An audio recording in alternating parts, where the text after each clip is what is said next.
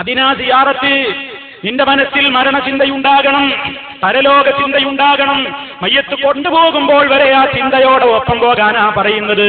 മയ്യത്ത് കൊണ്ടുപോകുമ്പോ കളിച്ചും ചിരിച്ചും രാഷ്ട്രീയം പറഞ്ഞും വീടി വലിച്ചും വർത്തമാനം പറഞ്ഞുമല്ല പോകേണ്ടത്.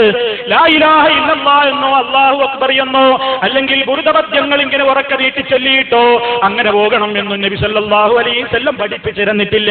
മറിച്ച് നബിയിൽ നിന്ന് ദീൻ പഠിച്ച സഹാബാ കിറാമിന്റെ കാലത്തെ സമ്പ്രദായം അവരല്ലേ സലഫുസ് സാലിഹീൻ, നമ്മുടെ മാതൃകായോഗ്യരായ നേതാക്കന്മാരായ സഹാബാ കിറാം.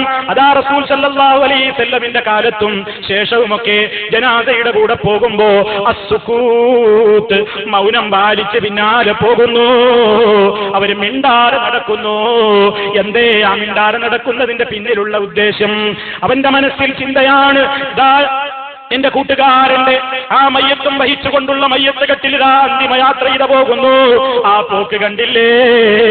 എന്താ അവന്റെ കൂടെയുള്ളത്?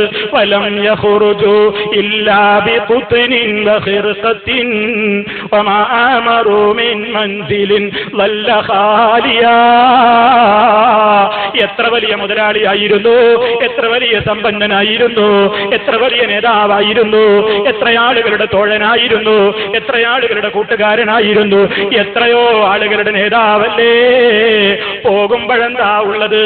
വലം യഖ്റുജു, അവര് പുറപ്പെട്ടിട്ടില്ല. ഇല്ലാ ബിഖുത്നിൻ വഖിർഖത്തിൻ, അല്പം പഞ്ഞിയും കഫംപുടവയുമായിട്ടല്ലാതെ എന്താ കയ്യിലുള്ളത്?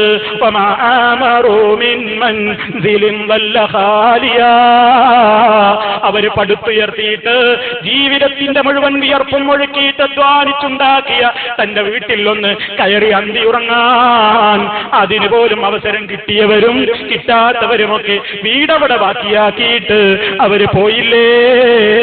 അതുകൊണ്ട് സഹോദരാ,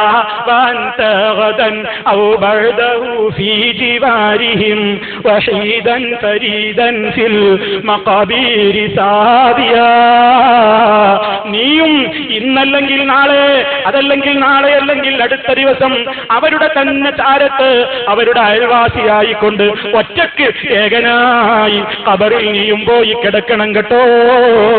ആ ചിന്ത നിന്റെ മനസ്സിൽ അങ്ങനെ ഇട്ട് ഉറപ്പിച്ച് ഈ ജനാസയുടെ കൂടെ പോയിക്കോ.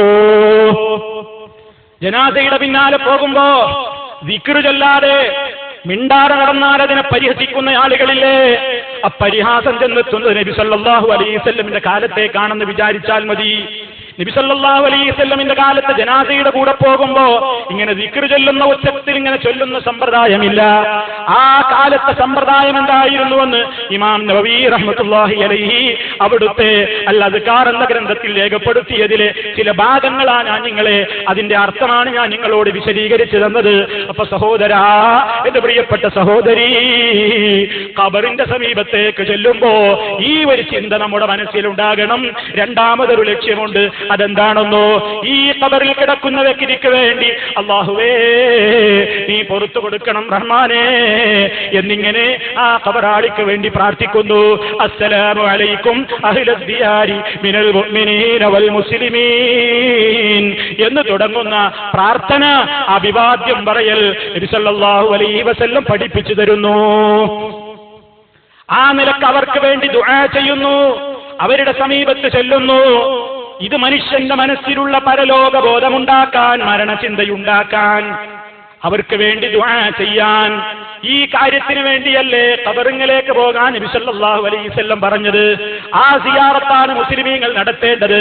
അത് മുജാഹിദുകൾ ചെയ്യാറുമുണ്ട്, അവർ നിർവഹിക്കാറുമുണ്ട്.